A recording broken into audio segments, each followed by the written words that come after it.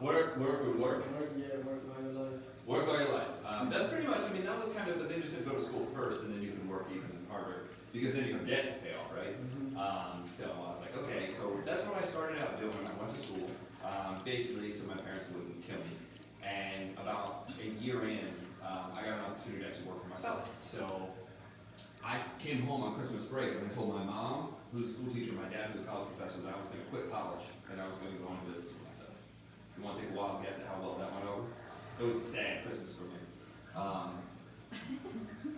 My mom basically said, hell no. My dad was kind of more objective. He's like, you know, if you came home and told me that you wanted to do this on the side and still go to school, I would have agreed. But just to stop doing it completely, I don't think that's a good idea. And he was like, because it's gonna be hard, right? It's gonna be hard to go in business because businesses take, time, businesses take money, it'll take a while to build up, and all these different things. So I was hard-headed and I did it anyway. So I went into the massage business first. A little while after that, friends of mine had graduated or left school and they got into the mortgage business. Now this was the late 90s and the mortgage business was going straight up at that point. So these two people that I knew from college who were, let's just put it this way, they were not the brightest bulbs in the box. One of them was making over 10,000, the other one had made over 13,000 that month when we heard about this. So I was just kind of like, I mean, this was a long time ago, so that's a lot of money now, right? That was a real lot of money then, and I was like, how is this possible? Because these guys weren't the smartest people. I always thought the smartest people would make the most money. These guys weren't that bright. So I went to research and I found out that the mortgage business paid a lot of money. So I ended up basically getting started in the mortgage business, thinking that everything would work out. Unfortunately, because I was self-employed when I transitioned, I found out I was sick. I found out I had cancer. So I went into the hospital and went through surgery, chemotherapy for 6 months. And when I came out on the other side, I owed like $250,000. So that obviously not good. So I was like, how do I get out of this situation? So I ended up coming back to Indiana. I went through treatment. Thank goodness I'm okay. Somebody asked me, they're like, are you okay? I'm like, yeah, I'm still here. It's like 25 years later. Everything worked out. I ended up gaining the weight back. I went from 165 pounds to 106 pounds. Yeah, that was rough. At over 6 feet tall, that was bad. So I really had to put weight back on. And my ex helped me do that. She was Brazilian and they like to cook and steak and rice and beans, and it was awesome. So I was able to put all the weight back on. It's okay. From there, I was like, how do I get out of this situation? I was watching a lot of late night TV. And back then, Charlton Sheets was on TV, and he did this program called No Money Down. And it was about flipping houses. So I was like, you know what, if I go into real estate, I can make enough money to pay this off. So I went into real estate, and I started researching about credit, and I found out all these different programs that the hospitals actually provide. There's hospital charity. I didn't even know that was such a thing. So I wrote the hospital for hospital charity, and I whittled all that down. I got one charity alone paid off over $100,000 of the money. So I whittled it down from like $250,000 down to about $40,000. I thought, $40,000, I'm gonna go into real estate, I'm gonna pay this up and be back on top. So I start basically the real estate game and I start buying property, but I didn't know all the rules. So what happened is I bought the first 2 houses and everything was cool. I bought the second 2 houses and I was fixing them up, getting ready to sell and rent them out. And I found out from the bank when I looked at the 5th house that I had hit something called rapid acquisition. And what that means is you can only buy a certain amount of houses in a certain time frame until you provide 2 years tax returns.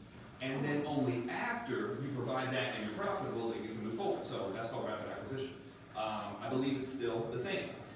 After that, if you can provide 2 years tax returns and you can show that you're profitable, which most people aren't, then you can only get 10 loans total or $1 million total in credit from any one bank. So then they cut you off. And then you got to do it out of your own pocket or find investment. I mean, it was just a mess. So I was like, okay. So I stuck, right? I had 4 houses that I needed to keep going. So then I found a way to contract buy. And I started buying property on contract. And I found a way to buy a house without credit and without money, which was really cool. But because I had been a mortgage broker, because I was a real estate agent, I went and got my real estate license, I knew like 3 or 4 pieces of the puzzle. And I grew up, my stepdad was a construction worker, so I went to work with him all the time, so I knew how to frame, and I knew how to top. Like, I didn't understand that there were like certain projects I looked at, and I just could figure out how to do it. And a friend of mine did point out the fact, he goes, you are part Mexican, so if there's a project, you should know how to figure it out. And he was just being funny, but it was kind of true. I was like, if I pass Home Depot and I look at a project, I kind of can figure out how to do it. I was like, I can build that. I mean, I literally think that I could build that. My friend's like, of course. So the story goes that I got really deep into real estate and I started purchasing these properties, and then three things fell apart simultaneously. First of all, my marriage fell apart. Then the rental business fell apart, and then the economy fell apart. All three back to back. So I found myself sitting in front of an attorney, and I turned in all my paperwork, and I was in debt. I was deep, almost $3.5 million deep. And the attorney's like, look, there's no payment plan for this. So he's like, you can A, get on a plane and fly somewhere we can't find you, which sounded really good. B, you can win the lottery, but if you win $1 million and you owe $3 million, it's like you didn't win anything. He goes, or you're gonna have to file bankruptcy, start all over again. So I had to file bankruptcy, wipe everything out, and start over again. So I went from like a really nice, I think we had almost a 3,000 square foot, 4-bedroom house in Fishers, a corner lot, 2-car garage, I had a BMW. Like everything you were supposed to do had the white, literally a white picket fence around the back. And a red door. Like, I mean, it was like right out of a magazine, and I went from that to basically losing everything, sleeping on my friend's couch. Like, in 6 weeks, everything was gone. So now I'm like, okay, I'm on a couch, starting over, now what do I do? Well, the first thing I had to do was fix my credit. So I read a book called Life After Bankruptcy, I read Credit Repair for Dummies, and I read the Fair Credit Reporting Act. And what I learned was there were steps you needed to take to put it all back together. So the very first thing I did after my bankruptcy discharge is I ordered my credit report. I called my friend Brian, who's in the mortgage business. I said, Brian, I need my credit report. He's a smart aleck, and he's like, oh, you trying to buy something already? I'm like, no, I'm trying to fix my credit. He goes, all right, Mr. Ambitious, go for it. So he got me my credit report, and he's like, he pulled it, and he's like, your credit sucks. He's like, it's like a 490, 500, 505. That's really bad. Can't buy nothing. So I was like, okay. I got it, and I basically laid out 6 steps. Step 1 was hold my credit. Step 2 was do a game plan. Find out what's good, bad, and ugly, what needs to be added. Step 3 was something called optoutprescreen.com. You guys ever heard of that? The 3 credit bureaus sell all of our information to third-party companies, and that's how we get junk mail. I always wondered, how does junk mail know where to go? It's the credit bureau selling our information, and then those companies market to us. So you can opt out of that, it's free. You'll get less junk mail, and it'll raise your credit score. So it's good for everybody to do it. The 4th step was establishing credit. I found places that would allow me to establish credit right out of bankruptcy. Even if you have no credit at all, you can actually establish credit right now. Once you do that, then I went to step 5, which was the disputing process. You have to write a bunch of letters to credit bureaus. Well, I had almost 40 things on my credit report, on one report, 40 things on the second, and 40 things on the third. So I had to write a lot of letters. I wrote all these letters, disputed everything, and said, look, this was included in the bankruptcy, it shouldn't even be on my report anymore. I just needed to read the right way, or you need to remove it. That's basically the language. And I sent them out, and most of the stuff came off. I mean, it was great. Discover card that I had filed bankruptcy on, it looked like I never even had a Discover card. It never showed up. Again, they just didn't report back. There was a bunch of stuff like that. The stuff that did come back, I went to step 6, which was payment plan settlements, negotiations, or threaten to sue the creditor. Now, I had friends who were attorneys. So I called in the favor, right? I called in the favor and said, look, I've picked you up from the restaurant late at night and drove you home, that kind of thing. So that way you didn't do anything stupid, which is cool. I'd rather you call than not call. I said, now I need that favor. I need you to write this letter to this creditor and basically threaten them. And I gave him, exactly, and he's like, yeah, I'll do that. So I got the letter. Now it's interesting, when you threaten a creditor personally on Snoopy letterhead, do you think they listen? No. It doesn't even go to the law department, it goes to who? It goes to the collection department, and they're like, shh, don't away. When it comes on legal letterhead, it goes to the legal department, and then that's a completely different conversation.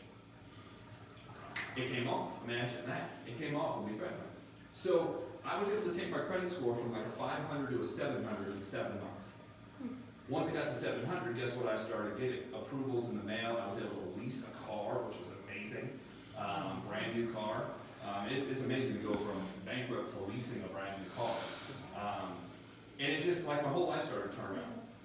So what ends up happening is all of these realtors and all these mortgage people start asking me, how did you do this? Including my friend Brian. Brian's like, how did you do this? And I ran through those 6 steps, and he's like, you need to package this and sell it. And I was like, yeah, I kind of looked at that, but rather than package and sell it, what if we actually just gave it away to people, showed people how to do this, And me as a realtor, what if I closed houses, what if you got loans done, and we can make a ton of money doing this? And he's like, that sounds like a real good idea. So that's what we started doing. I started advertising rent-to-buys and new homes, and we started working with people, and I started showing them these 6 steps. The problem was, if it was 1 or 2 things, we could kind of do it, it was easy, but when it was 10, 20, 30, 40, I had somebody that had over 100 items on their credit report that they filed bankruptcy on. I mean, it was just too much work for an individual to do. So I was looking for services, I was looking for a way, and then finally a friend of mine calls me and says, hey, I took a look at a company, and I think this would help your system. So that's how I was introduced to this, is a friend calling me. I said, bring me the information. Do you have those friends that like, hey, we should get together, and then they call the next week, hey, we should get together, and then hey, we should get, like, he never got together. But funny enough, the 3rd time he called, another guy, random, I didn't know, I end up meeting in Walmart, and he hands me information about the exact same company. And I was like, that's kind of spooky, like twice in the same day, one guy I know, one guy, like somebody's trying to show me something. I was like, all right, look, I took the information home, and basically what I want to run through here is what I saw. I ended up coming to a meeting just like this, and what I did is I found a way to use these services and my 6-step system to help you put the credit back together faster. So what I'm going to talk to you about is something that's disruptive, and disruptive just means the old way of doing it was get a cab. The new way of doing it is Uber or Lyft, right? The old way of doing things was you walk to Blockbuster. The new way of doing things is what? You just order it on your phone and just watch it on your phone. I would rather watch it on TV because you're going to try to watch a whole movie on a phone. Like when you get done, like your vision does this. The old way of doing things is you just go to the hotel. The new way of doing things is Airbnb. So this is a disruptive business as well because it's taking something that's really, really old, one of the oldest businesses out there, and it's changing it. And the company is called Legal Shield, but the service started because of this guy. Back in the late 60s, he was in a car accident. A lady turned in front of him, hit him head on, flipped his car, you can see his car there, sent him to the hospital. While he was in the hospital, she had money and hired an attorney, because you don't know what to do, you hired an attorney, and the attorney found out he had speeding tickets. So the attorney advised her to sue him to get out of the accident. So she's like, sounds good, I got money. She hires him, they file the lawsuit, he gets paperwork coming out of the hospital, and they go to court. She has an attorney, he doesn't have an attorney. Tell me who won. Her, every time, right? Who has money in court. So he's like, that's really not right. Like that accident report actually showed it was her fault. And now I'm paying all the money for court. So it almost bankrupted him. So he was upset. He was a full-time teacher, part-time insurance. He's like, I have all the insurance I was supposed to have, like car insurance, health insurance, life insurance, but where was legal help? So what he did is he started searching for it. He didn't find it in the United States. He found it in Europe. It had been in Europe since the 50s. So he took their plane, brought it back to the United States, and started the company in 1972. It took from 1972 to the mid-90s to build a nationwide network of attorneys. Does anybody know an attorney personally in the room? Are they kind of like devil's advocate kind of people? They're always like, let me see the net. I mean, can you imagine trying to get a bunch of attorneys to work together, let alone over 900 of them? Like, that'd be a tough job. It took him 30 years. 30 years, finally everybody's kind of was like, okay, well, agree to your plan, it's working. And he put that together, and right now there's about 4.3 million people that it protects. Dedicated network of over 50 law firms, quality law firms in 50 states and 4 provinces of Canada. By the end of the year, all the Canadian provinces will be able to protect everybody in North America with the same plan. So it's in the works. So this is what that policy, that program covers. And there's really 7 areas. And the first area is preventative, and that's personal legal advice. You can basically pick up your phone, now it's an app, you can hit a button, and you can get a hold of a law firm and ask them any question about anything legal. It could be about, your car, it could be about, discrimination at work, it could be about, have you ever heard of somebody having like a bill come in that's not theirs, or there's maybe an extra charge on your cell phone bill, and you call them and like, we don't know what it is, just pay it, or we're gonna shut the phone off.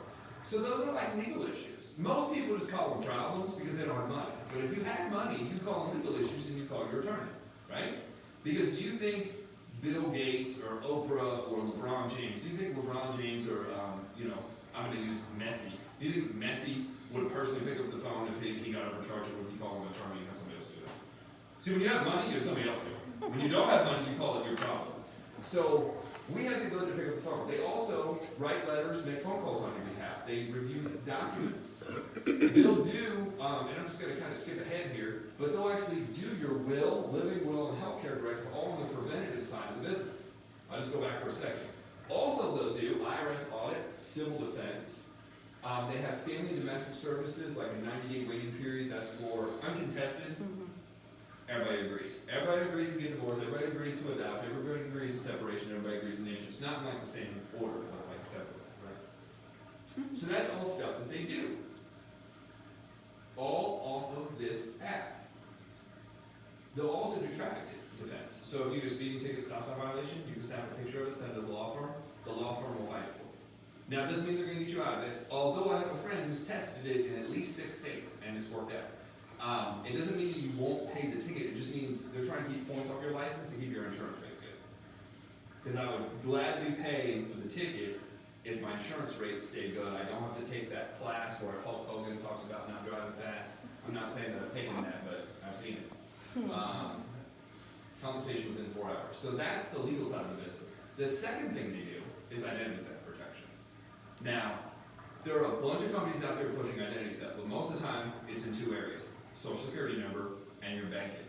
If you draw a pie chart, that only is 28% of all identity theft, banking and social, which are bad, don't get me wrong, but the other ones are even more scary. You've got tax return, medical, driver's license, and character criminal on top of it. So there's actually 6 areas of identity theft. If I'm going to buy protection, I want to protect it everywhere, not like protect it just part of the time. They monitor credit score, social security number, passport, driver's license, ID, pretty much everywhere. Social media. I didn't even know there was a dark web. There was a dark web. There was a regular web, dark web. I thought that was just like your screen light went down and you pressed it, you didn't have light. It's different. So if you get hit, they hire private investigator. Private investigator goes in and does all the work for you, puts you back together. And they'll restore it back to the way you were. So you don't have to go do it.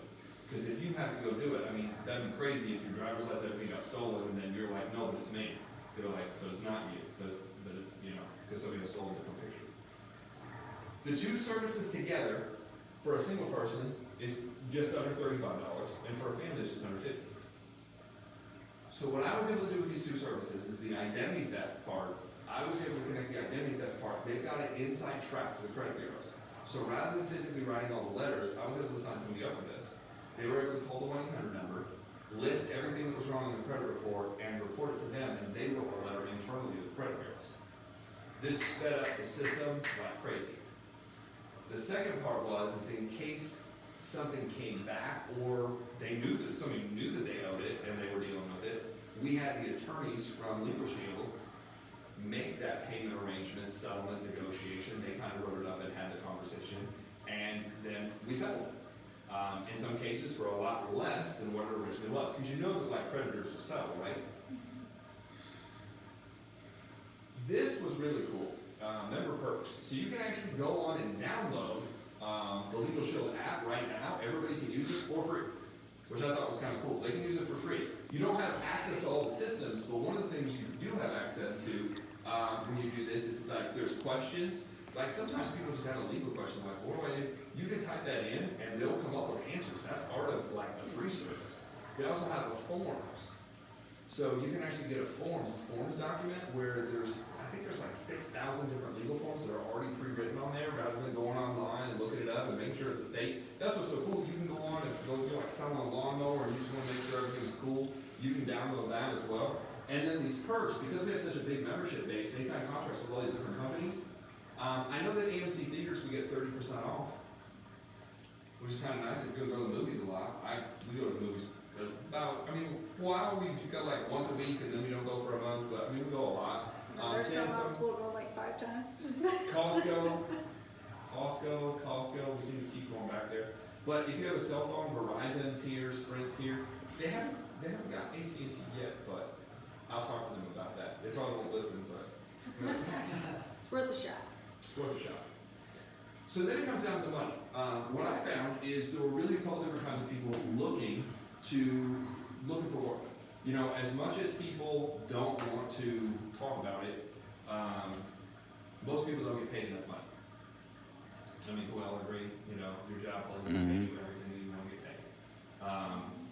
I have the funniest story. So my ex went to school with this girl who grew up privileged. And what I mean by privileged is her family had money. She never had to go to work during high school. She went to college. College was paid for. Car was paid for at 16, paid for. Insurance was paid for. Cell phone was paid for. She had never worked, ever. So she goes and works her first job, and she was told what she was going to get paid, and she got her first paycheck. And sometimes you just need to call somebody and explain that. But she got her first paycheck, and she happened to work with my ex, and she's like, hey, somebody stole money for me. She's like, I want to know who FICA is. They sent FICA my money. She thought FICA was a person. Literally. Thought FICA was a person and stole her money. So I'm just saying that we agree that people need more money. I mean, it's crazy, but like she really did this. Like I thought she was kidding. She's like, no, she was like, she went to HR looking for FICA. Honey, that's taxes. She's like, no, it says FICA right here. Look, it's federal. Like, it was bad. So basically, there's a couple different ways to get paid. If we market the this is based on the family membership. If you market the $35 program, it's a little bit less than this, but the numbers work out the same. So you basically have two ways you can move up the compensation chart. This is really cool. If I refer, as an associate, if you refer somebody over to this, and they buy the $50 plan, they pay you $60 for the first 3. At that point, you move up to senior associate. So I'm just going to talk about if you're doing this by yourself, you're not building a team, you're not doing anything. At a senior associate, if you'll go out and market approximately 12 of these, and I say approximately 12 because now it's based off of total volume, so it could be a different combination, but I'm just giving the numbers the way it usually works. About 12, that's a total of 15. Anybody want to take 120 times 12? It's like 1,400 and something, right? 1440? 1440, is that right? So you made 180 here, you made 1440 here. Just part-time. You're just doing, I mean, if you did 2 a week, 2, 4, 6, 8, 12, it'd take you 5 weeks to get now to manager. At manager level, you know, like $140 if I market that same membership. So I fill out the paperwork, and it's like, yeah, I need this. You fill out the paperwork, send it in, and now you get paid $140. You get paid that for the next approximately 35 memberships. 35 times 140 would be what? So you get paid by each person that. By each membership you sell. Yep. 4,900. 4,900. So far, we have 180, 30 times? 1440, and what was that? 4,900. Okay, those are the next 35. At that point, now you're now you're a senior manager. You make 160. You make $160 for the next 50 memberships total. So what's 160 times 50? 8,000. So if you climb the chart by yourself, marketing this membership, 8,000 plus 4,900 plus 1,440 plus 180 is 8 and 12, 9, 13, 9, That's a big one. 14, almost 15,000. Would that be an amazing extra money? And that's just part-time. Do you have a schedule with this? No. Do you have a boss with this? No. You just do it whenever you want to do it. If it takes you 10 years to do it, it takes you 10 years. You work at your own pace. But I found my bills work at a pace every month. So I found I had to work every week. Like I had to do it every week because I like eating. To get to senior director, what you have to do is you have to, once you hit the director level, they have these bonus levels. They'll pay you an extra money. So you can hit these extras by basically selling a certain amount in a month's time. Here's the second way to do it. The second way to do it is you can build a team. What makes more sense? Selling 100 by yourself or selling 100 with a team? With a team, right? I mean, I'd rather work with some people. Have you ever run into anybody else who needs money? Yeah. Everybody. Pretty much everybody breathing, right? Now, there's some people who say they need money, and then there's some people who are willing to work. We can agree that the willing to work is a little bit less than the need money. because not everybody's willing to participate. So I'm just gonna give you kind of an idea of how this works. If you wanna move up with a team, this is you, and you go out and you say, hey, you'd be able to do this too, so you bring on one person that also has a membership. And I'm just gonna say, for sake of the numbers, let's say that membership's $40. The very first level, if you wanna move from associate to senior associate, you have to have one recruit and a total of $60 in volume in your first 20 days, or $90 in volume thereafter. So even if it took this, if you sold a $40 membership and a $50 membership, you'd be there, right? 2 family plans, you'd be there. If you sold 3 single plans, you'd be there. Either way. That makes you move up. Now from there, you basically need 2 more recruits, because to go from senior to manager, you need 2 more people. So this is number 2 with a membership, number 3 with a membership, and you need a total of 400. So you need 3 recruits and 400 in volume. Well, if we average about 40 in between the 35 and the 50 plan, That's 2. it's about 10 people, right? That's 10 people who either buy a membership or 10 people who join with a membership. So you don't have to just sign people up to sell. They could be a combination of either one. Does that make sense? Now from there, if you want to go from manager to senior manager, you still have to have 3 recruits, but now you need 3 senior associates.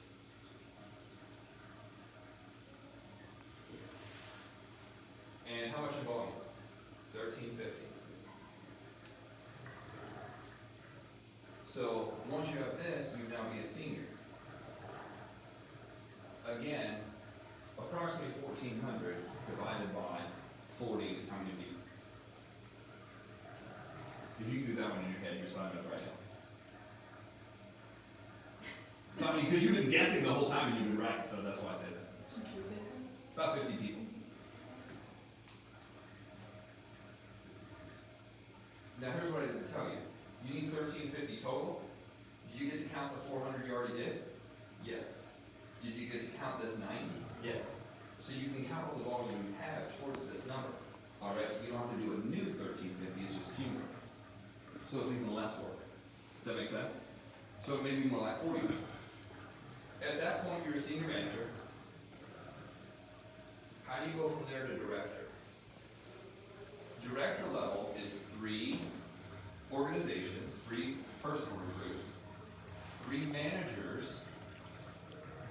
So that would mean this guy has to have 400 and he has to have 3 people. This guy has to have 400 and he has to have 300, and this guy has to have 3 people, and he's got 400 in volume. That's a manager, that's a manager, that's a manager. The only other thing you need is 2,700 in total volume. What's 2,700 in total volume divided by about 40? That'll tell you about how many people you need.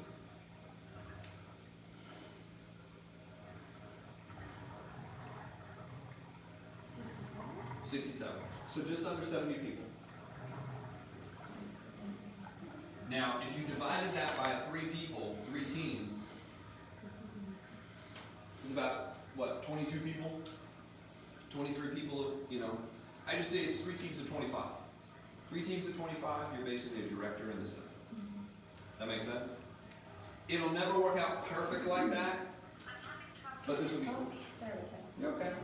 So I want to show you something really cool. Let's say you start out and this is just you, and you market, you're brand new as an associate, and as an associate, you market, let's say, 3 memberships right off the bat at the $50, so you make $180. You now move to senior associate, but at senior associate level, you bring on 1 new person, and they market their 3 memberships, and they make $180, but you make a $20 override. So that $20 override times 3 equals $60. You go out and market 3 new memberships at the 120 level, you just made $360. 360 plus 60 is what, 420? So at that level, you've probably marketed enough where, let's say you make it to the manager level. At the manager level, we market 3 memberships again. Now you're at 140 a membership. So how much is that? Is that 420? Your new person moved down, and now they're at this level, so they market 3 at the 120. But let's say you bring on a brand new person. Brand new person markets their 3 at $60. So now you'd make 20 times 3 here, but you make 20 times 3 here from the new person. So you make both of them. Mm-hmm.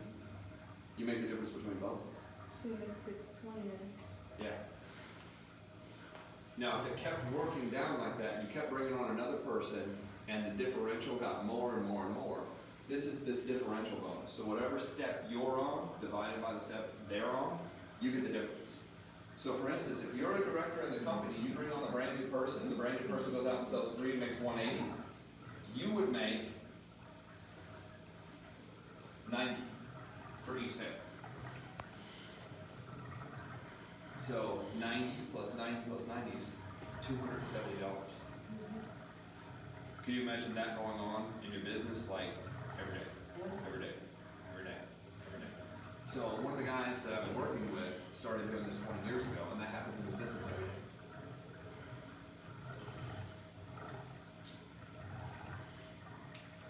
This is 2 ways to make money. They've got a bonus level, that's a 3rd way to make money. A 4th way to make money is they have residual income. So what happens at the end of the year if somebody just keeps paying? You get paid again. It's not the same amount. I just tell people, just think 10% if you sold it.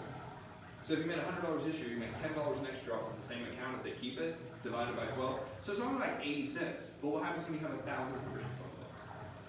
Or 5,000 memberships on the books? Or like a friend of mine who first showed me this, he had 30,000 memberships on the books. That's a lot. I mean, even if it's only 80 cents, it's 20 grand a month. And that's people who pay their bill, they don't even remember who sold it to them. And he could be anywhere. The year I met him, I think him and his wife, they went to Brazil for like 5 days. Didn't tell him about it. He didn't have to call up work. He just left. He came back, he was tan, she was tan. And then he started posting pictures. I was like, where'd you guys go? He said, Brazil. I was like, wow. Like during the middle of the week. I was like, that's a good trip, right? He's also been to Europe. He's been to Asia. And I don't know if you like traveling, but I mean, that was pretty cool. He started saving money. And he always drove something nice, like he had a Honda, it was always nice. But then eventually he's like, you know, Honda's nice, but Mercedes is nicer. So he went and bought brand new. Only he paid cash for it. So I was like, man. I was like, he goes, no, we found it, you know, from a dealer. It came off a lease. So we paid, you know, what the sticker price was. Compared to what the sticker price was, he paid like a third of it. But he bought it cash. So when you buy it cash, it's lower than what you pay. Yeah, you can negotiate a lot when you're paying cash. Because car dealers like cash just over you. This is just part of the money. I wish I could sit here and tell you all the money, because it would take forever. This just kind of says, if you build a team of 30 people, each selling 5, that would be $7,500 a month. At the executive. By the way, the chart that we show, there's actually a dozen levels above it. But like, when you make that kind of money, what's the point? We don't have to show it to you. Then there's a performance club. There's an extra $500, and there's an extra 2 trips a year that the company pays for. You just have to produce. Now, I didn't even know so when I signed up, I didn't know that any of this stuff existed because I didn't listen. That's always been a problem in school, by the way. Just about my mom. I didn't listen, I didn't understand, I didn't hear any of that. So what I ended up doing is I started selling the membership because I found all the people that get credit issues, and I kept getting these emails, you know, come to Cancun, come to Cancun. I thought that they were doing a meeting in Cancun, or California. Not a meeting in Cancun, it was Huntington Beach was the first one. I thought they kept wanting me to go to Huntington Beach for like a class to learn more stuff. I was like, how am I flying out there? Like, California's expensive, right? So finally, the guy that made like $30,000 a month, he finally got a hold of me because he had been calling me for a while. He's like, hey, you know, I see that you're doing well. I just wanted to connect with you and find out what you're doing because nobody knows who you are. Nobody's talked to you.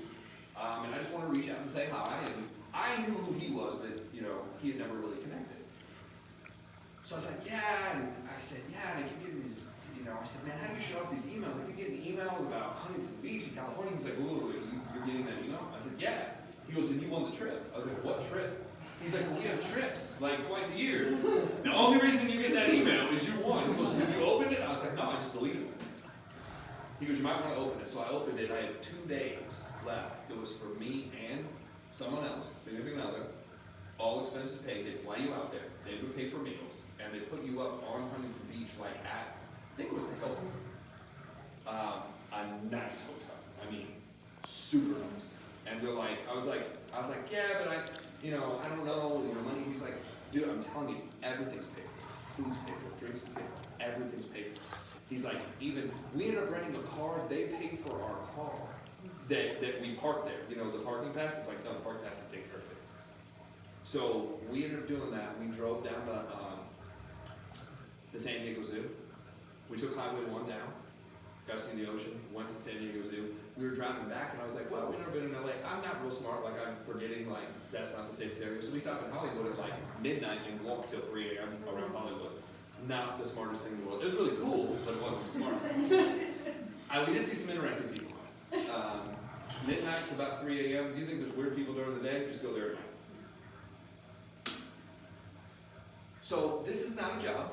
It is basically, you pay $99 for a license to basically sell. So as we're driving in here, I looked across the street, and did you guys see the Steak and Shake across the street? Mm-hmm. The Steak and Shake across the street is for sale. $10,000. You can buy the rights to the franchise and make 50%. So basically, somebody got fat and lazy and didn't want to run it anymore. So they're just selling for $10,000, they're selling 50% of the profit. You have to open it up and run it. But for 10 grand to get into a restaurant, that is like nothing at all. Like, I actually thought, I was like, I know some people who can run that. Right? I know some people who can run that and need a job. Like, that would be a cool, like, school entrepreneur project, right? Yes. So that was just me thinking. Keep thinking. Like, sometimes I just start, I'm like, I have to turn that off. So Legal Shield Advantage, so we've got a back office. This is the only other cost that you can do voluntarily. It's not something that's mandatory, but if you want to run the business for $20 a month, they actually have a CRM, which means a customer relationship manager. So you can add people in and fire out messages to them, and it does a lot of the marketing. We have a proven track record. So right now there's over 400 people who make 6 figures.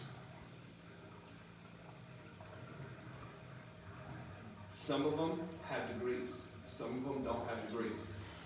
There have been people who have made 6 figures, $250,000, $500,000 that do not have a high school education. And I just haven't, I'm not one of them, I just know. Like, people like, I know you didn't finish school. $1 billion has been paid, these are some of the people. Mike Hughes is actually one of the gentlemen. He worked in the post office, and him and one of his friends basically was able to build this almost to the very, very, very top. They're 2 of the highest income earners in the company. And I signed up with a good friend of theirs that runs Kentucky and Tennessee. So we got a real cool, diverse team, bunch of different people. So, you know, if you look, the world's largest taxi company doesn't own any vehicles. The movie company doesn't really have any retail stores. Facebook really doesn't provide, I mean, now they're doing all kinds of other stuff, but Legal Shield provides legal access in all 50 states. And they don't own the law firm, they just own the system to set it up. So what we do is pay $99 for the licensing, right? Because they've already set all this up for us. All we have to do is go out and market it. That also means that you have a book of business that you can transfer to somebody else. So right now, there are friends of mine that I learned about in the company, the Moore family. The grandfather started, he's transferred it to his son, and his son has the ability to transfer it to his kids. So imagine that income being passed down. Like if you built it 10,000 people, you can pass it down to the next person. They build it to 10,000, you can pass it down. I mean, that's how people get really wealthy. So that's basically what we do. With that, get back to the person who brought you to the video if you're watching online. And we'll kind of stop the videos at this point and answer any questions.